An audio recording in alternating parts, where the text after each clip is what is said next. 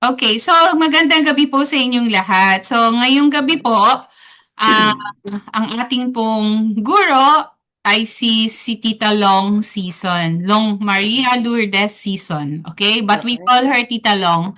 And then Oo. she came po from a family of 12. Ang konti nyo, Tita Long, ha? Okay. Pangpito ako, pangpito. Oh, pang-pito Sa po gitna. siya. Okay. And then, since she was 15 years old po, kasama na po siya sa Opus Dei, correct? Am I correct Yes, po? yes. Yes, okay. Oo. So, since she was 15 po, she's been with Opus Dei already. And then, sa kanyang career, siya ay nag-work po sa Amici at Karamia. So, Oo. marami-rami na rin pong ibang mga activities si Tita Long. So, hindi na natin naalamin yung mga yun, okay? And then, so siya po ay kaparokya namin sa CTK at saka classmate ko rin po siya sa aming sa aming Doctrine class. Doctrine Catechist Oo. Certificate Program. Okay? Oo. And then, so Yes. ngayong gabi, ang kanyang ibabahagi sa atin ay ang tungkol sa sakramento ng pagbabalik loob. Okay, so Oo. sana pakinggan niyo mabuti kasi talagang important 'to. I'm sure wala naman sa inyong convert, 'di ba? So, lahat Oo. kayo baptized Catholic. So, lahat kayo may idea about tungkol sa sakramento ng pagbabalik loob. Okay? Oo. So, Sige. i-ano ko na po kayo, ibigay ko na po kayo kay Tita Long. Sige. Umpisan muna natin sa pagdarasal. Okay. In the name of the Father, and of the Son, and of the Holy Spirit. Amen. Panalangin. Halina o Espiritu Santo, buksan mo ang puso ko, liwanagin mo ang isip ko, paunlarin mo ang aking pagkatao. Payabungin ang mga mo ang buhay ko, lagi akong ipaklapit kay Hesus Kristo hanggang sumapit sa amang kong totoo. Amen. Sige. Name the Father, and of the Son, of the Holy Spirit. Amen. Alam niyo, medyo English-Tagalog ako, ha? Hindi ako purong makakapag-Tagalog. Okay? So, ang unang pangangailangan natin maintindihan ay siguro alam niyo yung yung um, parable, no, ng pagpunta sa templo ng isang Pariseo at isang publikano, no? Alam niyo 'yon? Naririnig na ninyo 'yon sa simbahan, sa mga gospel, no? So, dalawang tao 'yon na pumunta sa templo. Yung Pariseo, yun yung pumunta sa altar at nagsabi, "Ako, Panginoon, ay humihingi at nagmayabang." Ibig sabihin, inisa-isa niya ang mga mabuti niyang nagawa at saka marami pa siyang sinabi. Tapos, nung nakikipag-usap siya sa Diyos, sinabi niya, "At hindi ako katulad nung publikano na nasa tabi." At sabi niya, sa pamamagitan nun, naririnig niyo ako, no? Naka-headset kasi ako eh. Oh, okay. So sabi niya na hindi ako katulad ng publikano. Tapos yung publikano na hindi maikataas ang kanyang mga mata sa Panginoon. Kasi sabi niya, ang dami kong mga pagkukulang sa buhay na ito. At humihingi ako ng kapatawaran at sana ako ay mabigyan po ninyo ng biyaya. So, fast forward. So, yung sitwasyon ng dalawang tao, nagtanong si Jesus sa kanyang mga tinuturuan, sino sa kanila ang nabigyan ng biyaya? Ibig sabihin, justified, no? Yung ibig sabihin na umuwi sila na nabigyan ng biyaya. Ang sagot doon ay yung publikano kasi nakita niya ang katotohanan ng kanyang puso, katotohanan ng kanyang pagkatao, no? At siya ay humingi ng kapatawaran ng mga nagawa niyang masama at siya ang binindisyonan, pinamahagian ng Panginoon ng bendisyon. So isa yun sa katangi-tanging character or pagkatao na kailangan natin, no, bawat isa sa atin, pag tayo ay pumupunta sa sakramento ng penitensya. No? Ang sakramento ng penitensya ay ang paghihingi ng kapatawaran sa lahat ng ating mga nagawa sa pulpa nung ating huling kumpisal. Ito ba ang inyong magiging unang-unang kumpisal? Hindi naman siguro, no? Nakadaan na kayo for confession noon. Pero ibig sabihin, bakit itinatag ni Panginoon, ng Panginoon, yung sakramento ng kumpisal? Ito ay kinailangan natin kasi tayo ay mayroong tawag dito, mantsa ng ating pagkatao. Si Eva at si Adan, nung nagkasala sila, at lahat ng kanilang magiging anak ay nagkaroon ng kasalanang orihinal. No? Yung kasalanang orihinal na yun na ipabahagi sa lahat ng sangkatuan maliban kay Santa Maria. No? So, tayo ay nagkaroon ng kasalanang orihinal at naalis ito nung tayo bininyagan.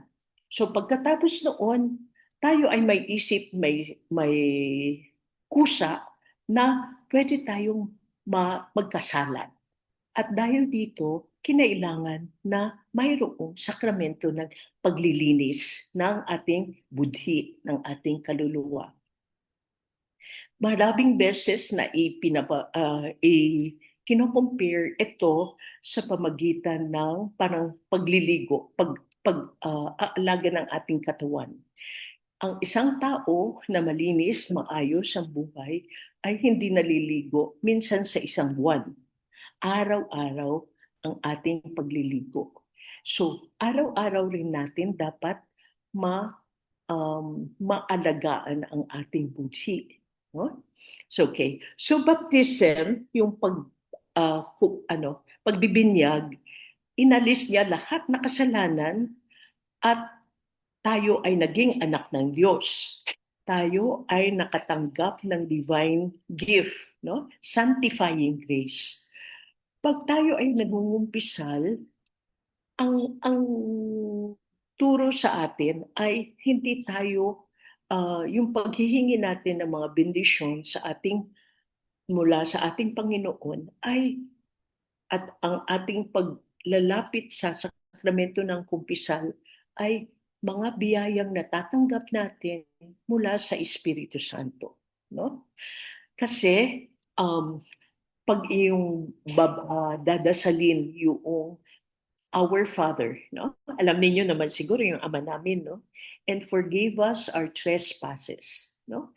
Dahil tayo ay mahina na mayroong mansyang ating kaluluwa, kailangan natin ang pagbabalik loob, no? At pag tayo ay sinabihan, gusto mong mangumpisal at sasabihin ng isang tao, wala naman akong kasalanan. Ito ay hindi totoo. Kasi araw-araw sa kahinaan ng ating pagkatao, mayroon rin tayong mga nagagawang kasalanan. Hindi lang natin napupuna. Hindi ba parang kunyari, ang isang madungis na bata, no? Na palaboy-laboy, no? Ma mamantsahan siya, matalsikan siya ng putik, no? Ng putik, kunyari, naglalaro yung bata, na matalsikan siya ng putik, hindi na niya napapansin na naging mas marumi siya, no? Ang ating kaluluwa ay dapat malinis na malinis pag tayo ay pupunta sa sakramento ng Eucharistia, yung komunyon, at kung tayo ay tatanggap ng mga ibang sakramento pa katulad ng kumpil. Ang kumpil ay isang sakramento na magbibigay ng character, no? Character yung isang ang tawag doon, hindi man siya isang malaking regalo na namamarkahan ang ating puso. Tatlong sakramento ang nabibigyan ng character ang isang tao. Pag tayo ay nabinyagan, no? Kaya hindi pwedeng ulitin ang binyag, minsan lang. Pag tayo ay nakumpilan, no? At kung tayo sa mga lalaki, pag sila ay naging pare, may sacramental character rin ang kanilang kaluluwa. No? Okay, so ang sakramento ng pagbabalik loob ay dapat natin umpisahan mahalin. No? Mahalin ito kasi ito ay ating gabay para makarating sa langit. No? Ang bawat isa sa atin, ang ambisyon natin. Gusto mo maging pulis, gusto mo maging ganap na mahusay na nurse, gusto mo maging ganap na mahusay na pamilya, ganito, ganon. Pero ang pinakamataas at pinaka common sa lahat ng tao ay ano kaya ang pinaka malaking ambisyon ng lahat na taong nabubuhay?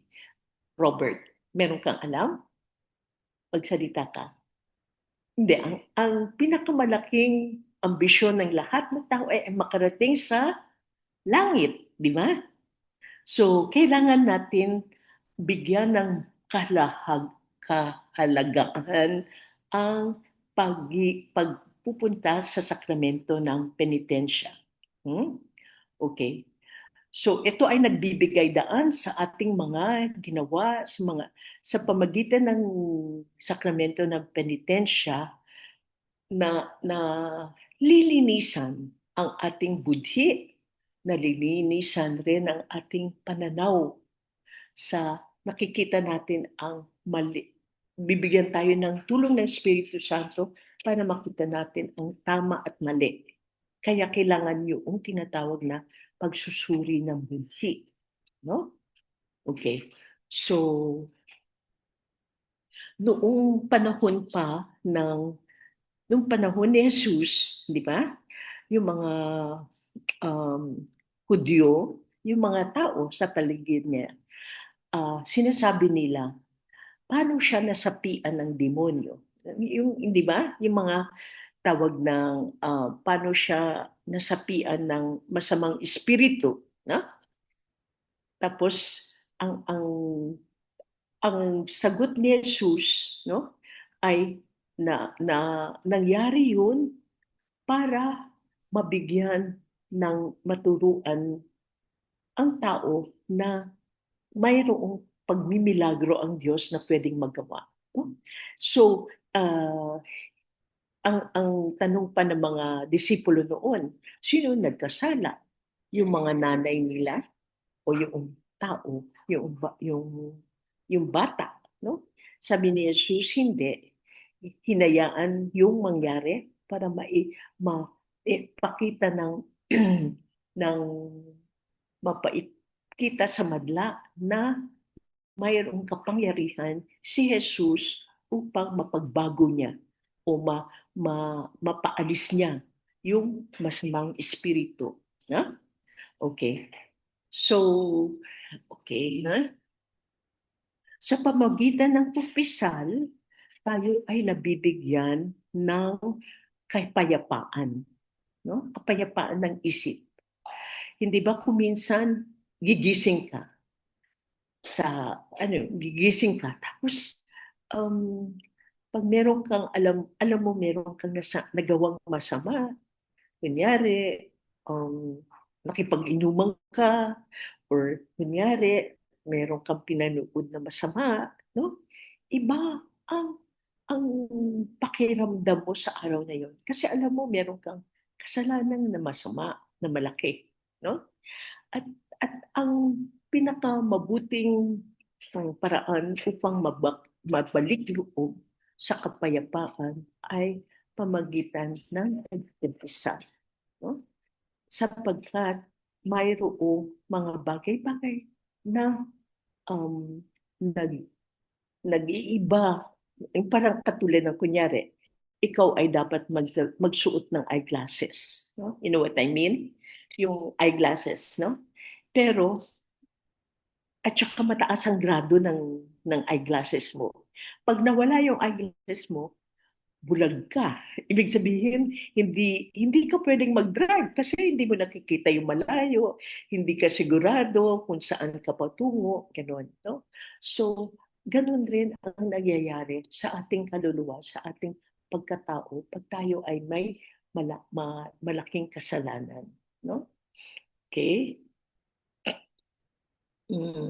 Yung ating yung ano tawag dito, yung mga sakramento nagpagbabalik loob ay nakakabago at nakakatulong sa pakikipag-ugnayan sa bawat isa.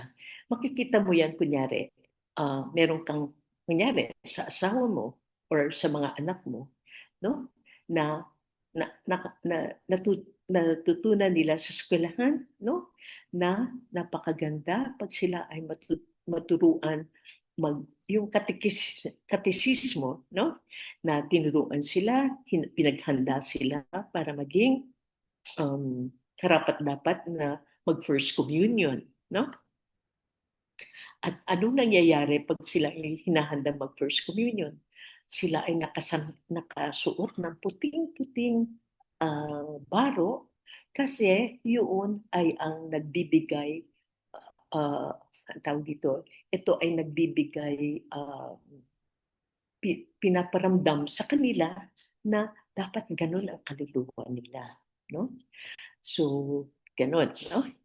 And then, yung sakramento ng kumpisal, tinawag tayong ibunyag ang ating budhi at ihayag ang ating mga kasalanan sa ganap ng pagiging confidential sa pare. So, ang sakramento ng kumpisal, no, ay isang malaking regalo ng Panginoon sa bawat isa sa atin, no? Kasi hindi mo kailangan ito bilhin, hindi mo ito kailangan bayaran, pero ang bawat kumpisal natin, ang laki-laki ng naibabahagi sa atin ng Panginoon na bendisyon. Okay? So, umpisahan natin. Paano ang isang tao magamit lahat na pamaraan upang makagawa ng mabuting kumpisal? Unang-una, ang kumpisal ay binigay na sakramento ng ating Panginoon Jesus, no?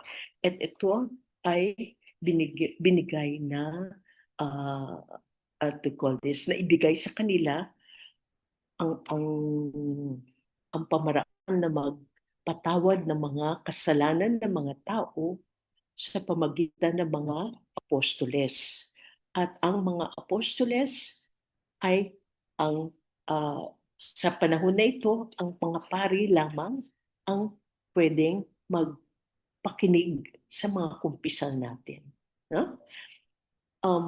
At hindi pwedeng online ang confession, no?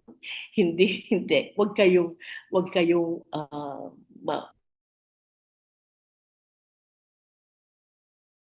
mas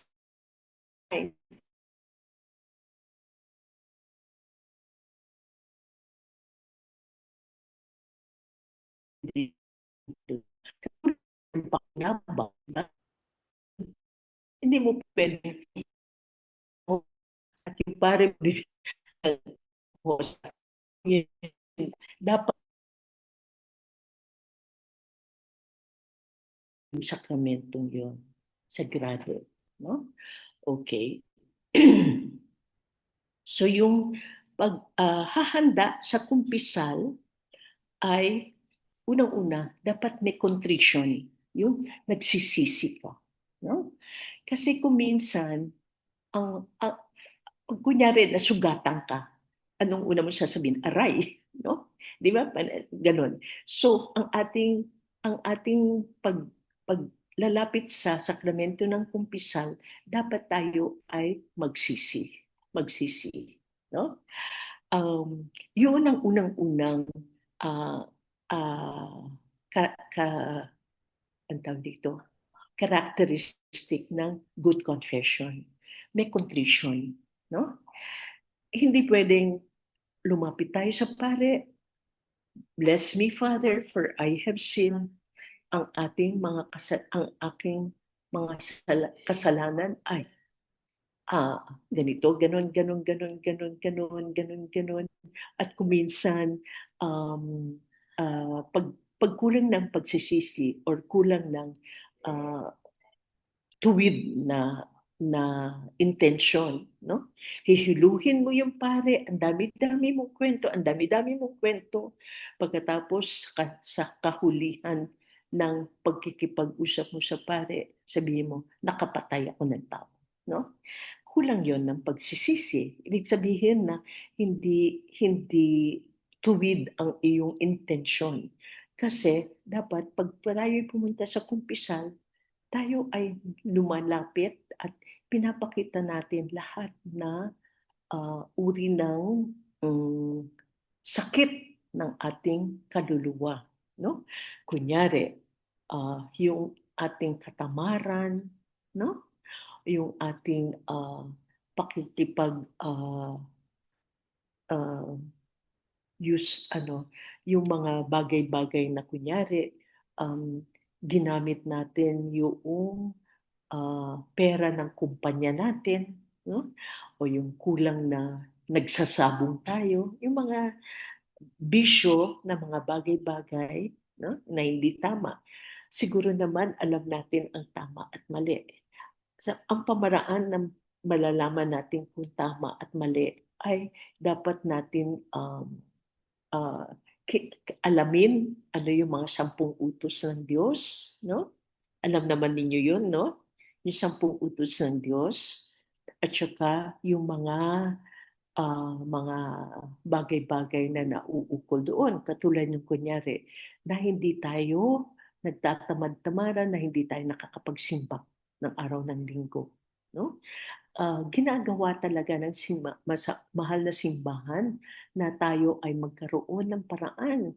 Kunyari may trabaho ka sa araw ng linggo, mayroon yung tinatawag na anticipated mass. No? Yung parang binubuhos niya lahat na dapat tayo makagawa ng mga alituntunin ng ating relihiyon. Tapos isa pa, kunyari, ngayon, no, alam niyo na sa Lent, sa panahon ng Kwaresma, sa mga araw ng Biyernes, di ba? Yung fasting and abstinence, yung abstinence. Alam niyo yung abstinence, no? Yung hindi tayo, maliit lang na sakripisyo. Sa araw ng Biyernes, huwag tayo kumain ng karne, no? So, alam niyo yun, no? I suppose. Pagkatapos yung kunyari, yung mga ang tawag dito, utos ng simbahan, no? Na dapat tayo ay magsimba ng araw ng linggo, na dapat tayo ay makapagkumpisal, no? Minsan sa isang taon. Pero biruin mo, kunyari, okay ba sa inyo na maligo ka ng minsan lang sa isang taon o minsan sa isang buwan, no? Ibang klase na ang ating pagkatao pag gano'n, di ba? Magagalis tayo. Pero ang ating kaluluwa ay dapat malinis. Lagi, lagi, lagi. No? Okay, so yun. So yung contrition, pagkatapos, yung pag tayo ay nagsuri ng budhi, kunyari, napakatagal na, kailan ba yung huli mong kumpisal? Kung minsan nakakarinig ako ng mga tao sasabihin, nung nag-first communion po ako, ilang taong ka noon? 7 years old. So ang haba ng huhukayin mo mga bagay-bagay na ibabanggitin sa kumpisal. Pero ang una, sasabihin mo, bless me, Father, for I've sinned. Kaya kailangan sasabihin mo, ang huli kong pong kumpisal ay noong 3 buwan na, ilang taon na, no? Pero huwag kayong matakot kasi sino yung kausap mo sa kabila. Sino yung pare na kausap mo sa kumpisal ay si Jesus. No? Kung kausap mo si Jesus, wala kang dapat ikatakot. No? So si Jesus ang nagpapatawad ng kasalanan, hindi si Father so and so. Yung pare sa kabila ng kumpisalan, ang kumakatawan lang yun kay Jesus. Katulad yung pagsusubo natin ng pakikinabang natin, si Jesus talaga yung kapiraso ng tinapay. Di ba? So kailangan lagi natin hihingiin ang pananampalataya. No? Yung have the faith, no? Na tayo ay tunay na naniniwala. Okay? So, ayun. Pag tayo ay nangungumpisal, wala dapat tayong ikatakot, wala dapat tayong ikahiya. Bakit? Ang nagbibigay, ang pag tayo ay nabibigyan ng, kunyari, nahihiya tayo, ah, ang nagbibigay ng mga kaisipan na ganun ay ang demonyo. No? Alam niyo, pag tayo ay nangungumpisal, ah, ang demonyo rin ay masyadong aktibo, very active. Gusto niyang hilahin tayo sa either mawalan tayo ng tiwala, or mahiya tayo, or maging mapalalo tayo, very proud. No? Ah, bakit kailangan ko pang mangumpisal? Hindi ako naniniwala dyan. Ganon. Yun ay mga galaw ng demonyo sa atin. Hindi ba kung minsan, alam niyo yung mga bata, pag sinabi mo, okay, halika, tahan na yung, halika, kumain ka na. Ayoko. Yung bang nagmamatigas ulo, no? So, yun, dahil sa kahinaan ng pagkatao. Kaya dapat nga yung sikapin natin maging malapit tayo kay Jesus sa pamagitan ng what do you call this, yung mga virtues, no? Yung mga mabuting kagawian, no? Na maging madasalin, gano'n. Okay, so pag tayo ay pupunta sa confession, unang-una kailangan natin hilingin ang Espiritu Santo. No? Actually, nandiyan na sa inyo ang Espiritu Santo nung kayo ay bininyagan. Kasi yung tatlong tao, yung three persons of the Blessed Trinity, nananatili na sa atin, natanggap na sa natin sila. Pero sa kumpil, mas matatanggap pa natin yung mga regalo ng Espiritu Santo. Yung 7 gifts at saka yung fruits of the Holy Spirit. No? Okay. So, sa tulong ng Espiritu Santo ay maliwanagan tayo sa mga nagawa natin, sa mga naisip natin, sa mga bagay-bagay na kinulang tayo. Yung hindi natin, dapat ginawa natin pero tinabad tayo. No? So yun. At saka may mga bagay-bagay rin na nagkulang tayo. Kunyari, nagkulang tayo sa pagmamahal. No? Yung faith, hope, and charity, mga kasalanan rin yun. Kunyari, hindi tayo marunong magmahal sa ating mga magulang. No? Karamihan ng beses, yung malulungkot ka, no? Bakit? Sino nag-aalaga sa inyo? Nanay, nasa yung mga anak mo? Ay, wala po. Walang tumutulong sa akin. Di ba nakakalungkot yun, no? Parang itinakwil nila yung mga magulang nila, no? Or kunyari, yung pagkukulang rin ng, what do you call this? Yung maraming kaaway. Yung maraming kaaway sa opisina, maraming kaaway sa pamilya, maraming kaaway sa kung saan man, no? Nakakalungkot yun. Kasi dapat mahalin natin yung mga tao sa kapaligiran natin. Bakit? Isa-isa sila ay anak rin ng Diyos. No? Isa-isa sila ay nilikha ng Diyos. Katulad mo. Ikaw ay minahal ng Diyos. Kaya may buhay tayo. Ako at isa-isa sa kanila ay tinatawag na created sa image and likeness of God. Yung iba parang pag sinaktan mo siya, sinaktan mo rin si Jesus. Diba? Kasi lahat tayo ay parte ng mystical body of Christ. No? Okay? Tapos, ano pa? Pagkatapos natin makapagkumpisal, sa pagkukumpisal pala ganito, kailangan baglitin ang kasalanan. Malinaw kung wala kang paraan na malaman, paano kaya kung ikukumpisal ito? No? Yung mga bad thoughts, yung mga masamang isip, masamang pagnanais, no? Yung sasabihin mo, ay, hindi ko naman nagawa, ninais ko lang. Kasalanan na yun. Thought, word, and deed. No? O yung kunyari, so lahat yun dapat maikumpisan natin. Parang susuyurin natin yung ating kaluluwa. No? Kaya, tinatawag na kuminsan, pag ikaw ay pinaghahandaan mo ang kumpil, yung tinatawag na general confession. Ibig sabihin, lahat na nangyari sa'yo, babanggitin mo sa pare. Yung ba parang alam niyo yung difference ng general anesthesia at saka yung local anesthesia. Pag general anesthesia, talagang buong pagkatao mo parang pang patay, no? Ibig sabihin walang buhay, no? Pero sa ating kaluluwa, pag tayo ay nag-general confession, hahalongkatin natin lahat. Usually, ang general confession ay ginagawa pag kayo ay ikakasal, pag kayo ay kunyari, yung oordinahan na bilang pare, o kung gusto mo, pag ikaw ay kinumpilan, no? Ihahanda mo ang buong pagkukumpisan mo na lahat.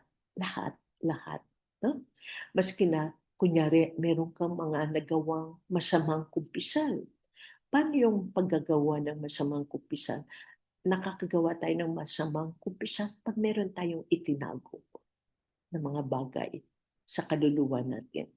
Ibig sabihin, pag nakagawa tayo ng masamang kumpisal, patong-patong ang ating kasalanan. Kasi sa halip na magkaroon tayo ng kapayapaan ng kaluluwa, ang nangyari ay dumagdag pa tayo. Gumawa tayo ng sacrilege. No? Sacrilege yung hindi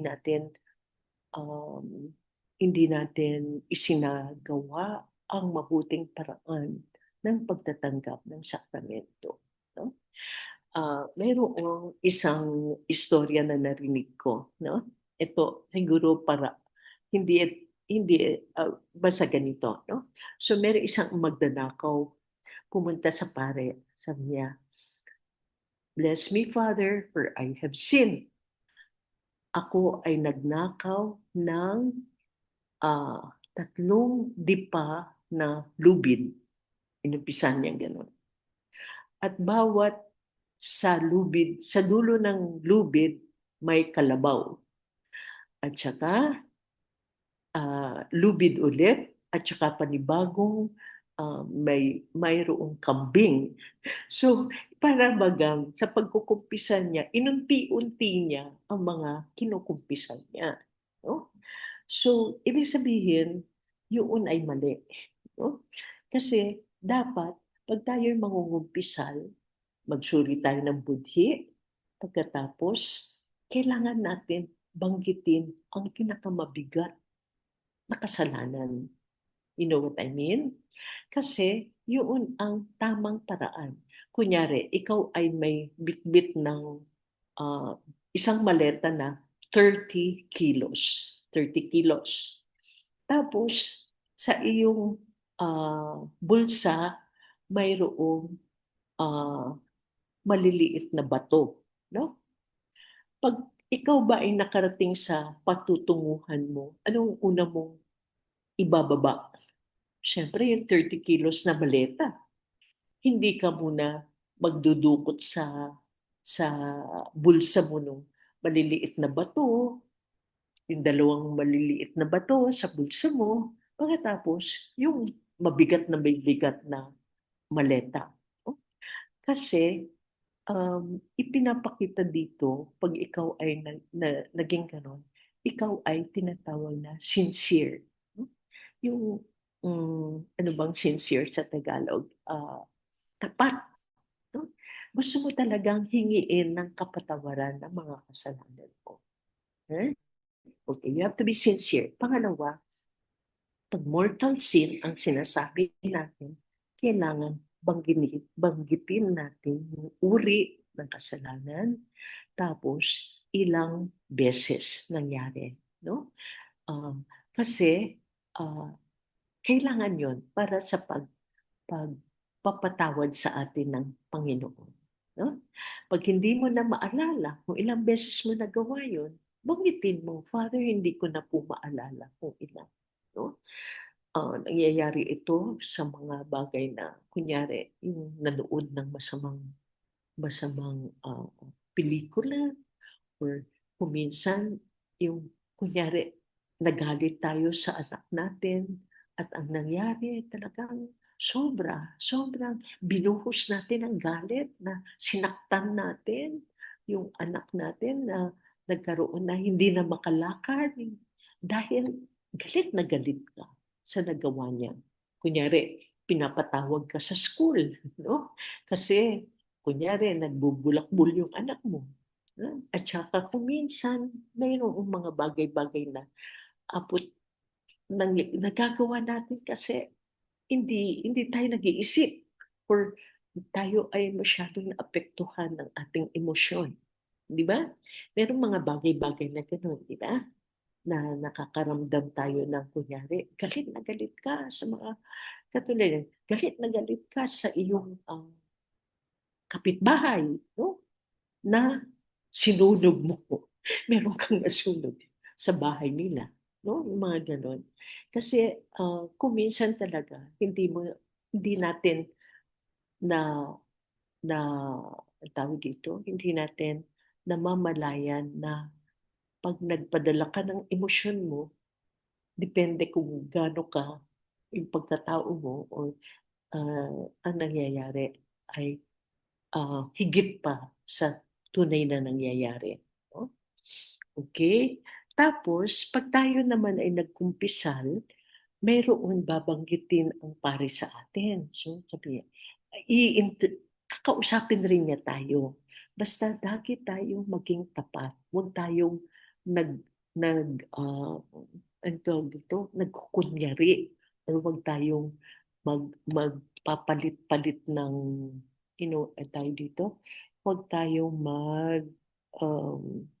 tatakip or maglihim, kasi sa pamaraan na ganun, ang mangyayari sa atin ay mas magiging malala ang ating uh, pagkat pag hindi tayo nakagawa ng mabuting kumpisal. No?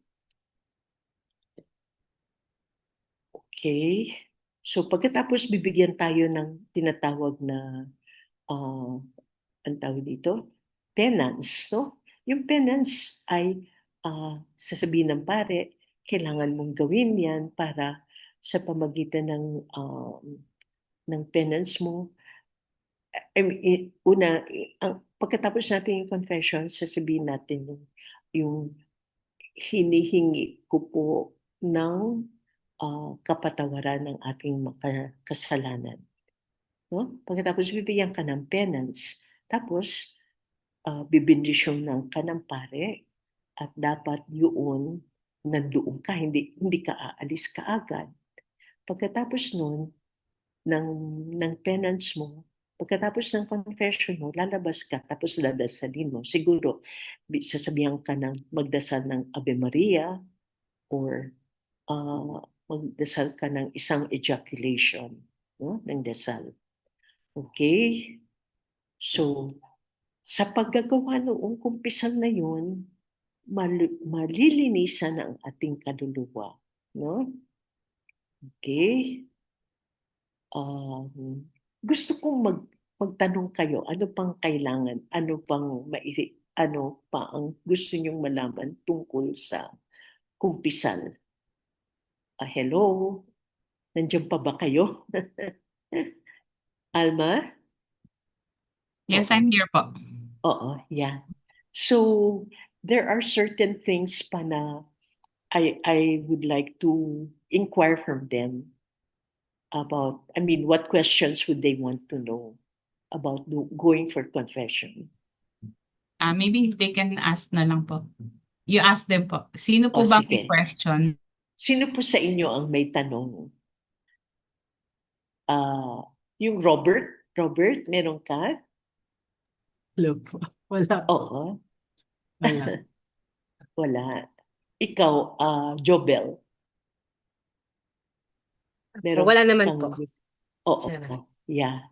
So, alam mo, kung minsan ang nagiging problema sa pagkukumpisan, kung kunyari, no? Siguro hindi mo naman, ewan ko kung nakaranasan ninyo na kunyari, pupunta kayo sa ibang lugar. No? Kunyari, ikaw ay taga Manila, tapos napapadpad ka sa ibang lugar, kunyari sa Visayas.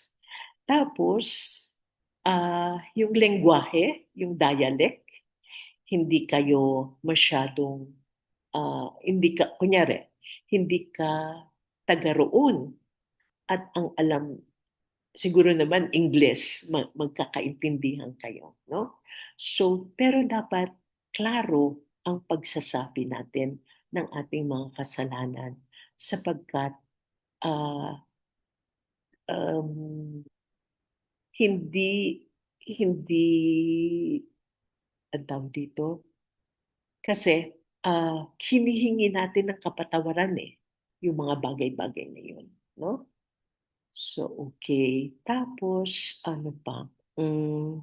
Wait ha.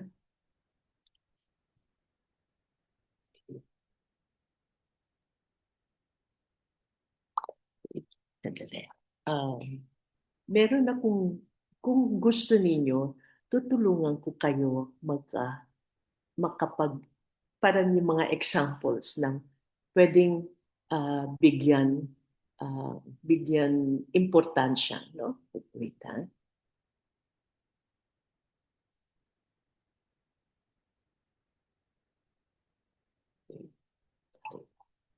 So ba yun?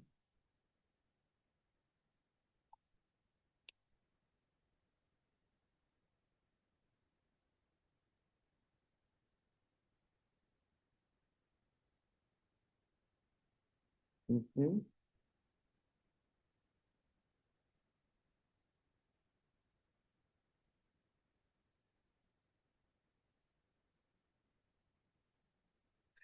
Kasi isa pa, kailangan rin natin, paano mo malalaman ang tama at mali? Meron tayo kanya-kanyang konsyensya, no? You know what I mean? Yung konsyensya natin ay magtutulong sa atin kung nagawa ba natin ang tama o mali, no? Pero ibig ko sabihin na wag natin ibase ang tama o mali pag sinabi mong kunyari sa isang eskwelahan, no? O sa isang opisina, lahat sila nagkukupit. You know what I mean? Hindi sila hindi yung bag cheating, net cheating, no? Kunyari, time in, time out, no? Meron silang ginagawa na napapalabas na lagi silang on time. Pero actually, 1 hour sila dumating, na late, yung ganon. So, wag tayong magpapadala na lahat naman sila gumagawa eh. Sasama na rin ako. Mali yun. No? Kasi ang tama ay tama lagi. No? Ang mali ay mali. No? Wag nating ibabase ang pag-iisip na lahat naman sila gumagawa nun. Parang yung corruption sa DPWH, no? Yung ang dami-dami nilang gumagawa. Di, siguro, makisama na rin ako. Mali yun. No? Mali. Ang tama at mali. No? Okay. So, example, no? Kunyari, have I rejected or neglected my faith? Ibig sabihin na yung pananampalataya natin, ikaw bilang Katoliko, no?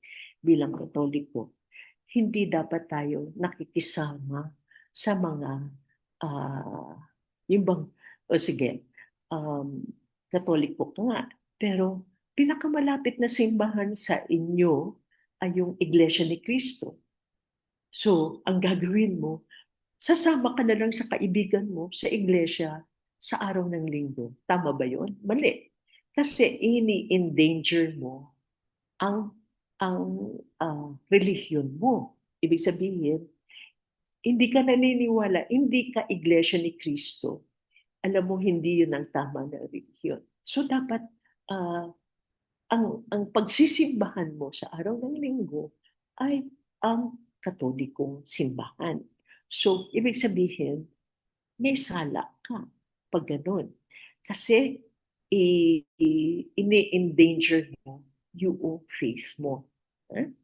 So, minsan hindi natin naiisip na masama pala yun. No? Or, kunyari, having taken the Lord's name in vain. No?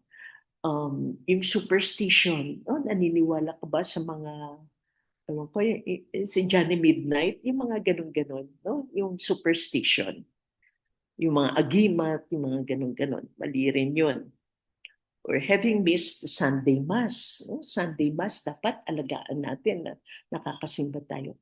Or have I received Holy Communion with a grave sin? No, alam natin na may malaki nating kasalanan, pero nagkomunyon pa tayo. Yun yung tinatawag na sacrilege. No? Tapos, have I been impatient? O wala ba ako ng impatient? Yung bang mainitin bang ulo ko? Ako ba ay jealous? No? Nainggit ba ako? Yun, kasalanan. Kasalanan venial at saka kasalanan mortal. No? Tapos, have I fostered yung resentment or unwilling to forgive? Yung kunyari, meron tayong mga kaibigan na nagkasala or na hindi tawag dito, yung humihingi ng kapatawaran sa atin. Kunyari, na mali, nagkaroon kayo ng away, no? Pero inis na inis tayo, ayaw natin kausapin, ayaw natin masulyapan, ayaw natin makausap. Kung kunyari magkakasalubong tayo sa koridor ng opisina, babalik tayo sa ating lugar para hindi natin makausap. Yun yung tawag na kulang tayo ng pagmamahal, kulang tayo ng charity sa isa't isa. Mali rin yun. No? Yun yung resentment. Tapos, have I been verbally or physically violent with the others? Yung pinagsasabi natin, di ba? Kung gawa ng galit natin, talagang iitsahan natin ng kung ano-ano man o papaluin natin yung anak ninyo o ganun-ganon. No? Tapos isa pa, have I taken part or encouraged abortion? Yung kunyari, nagkamali tayo, abortion, yung kunyari, nagkaroon kayo ng relasyon sa labas ng marriage, no? Tapos, uminom kayo ng kung ano-anong mga gamot na nakita mo sa palengke or sa tabi-tabi ng sa Quiapo Church, yung mga herbs na sabi niyo, ito, pampalaglag, yun, masama. No? Pagkatapos, yung am I involved in the process of IVF?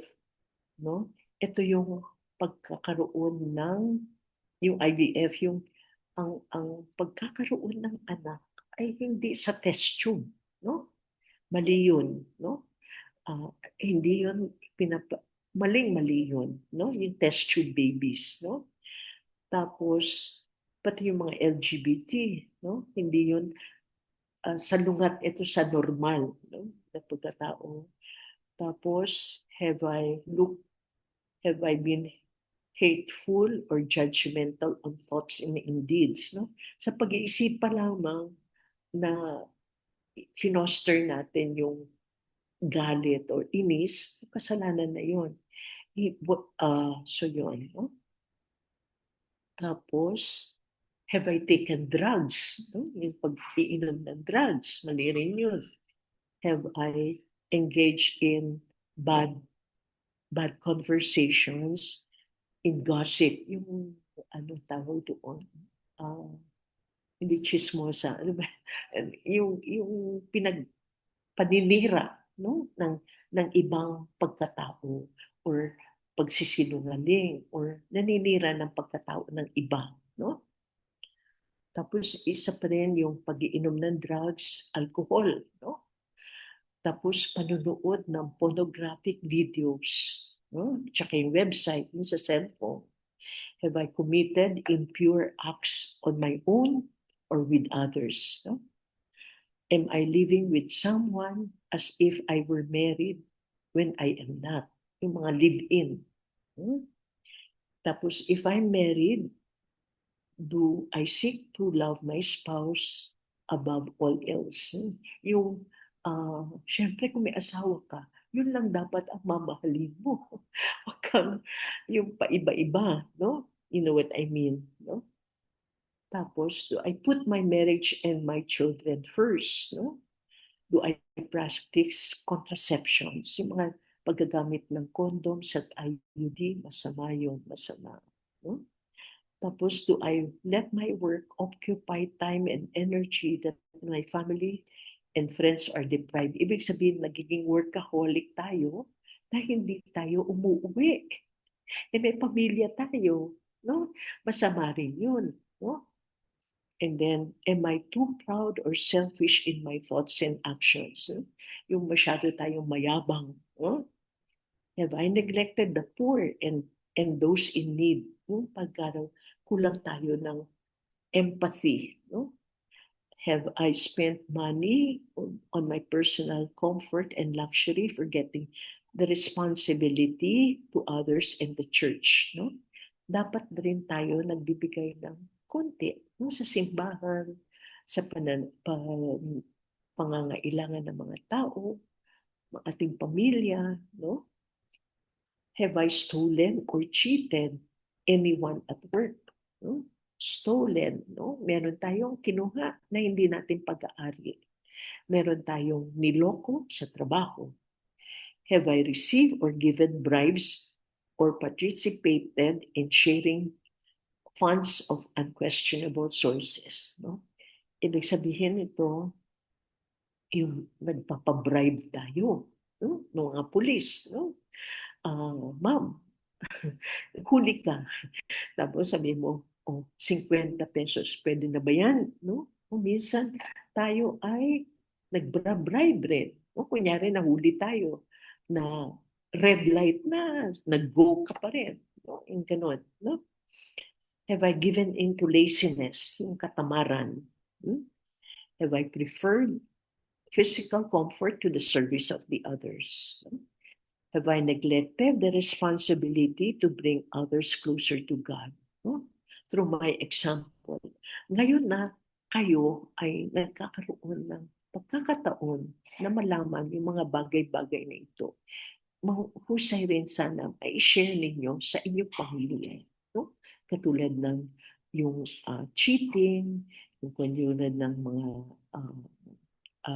how do you call this, yung mga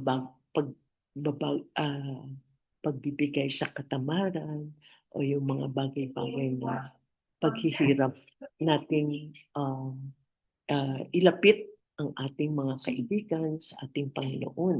No? Pati rin yung pagsisinungaling, isa pa rin yun. No? Mga bagay-bagay na yun. Okay. So, ang kumpisang, alam mo, napakagandang sakramento At masasabi ko sa inyo, kung mas madalas kayo mangumpisal, mas mabuti. Kasi nalilinisan natin ang ating kaluluwa. Hmm?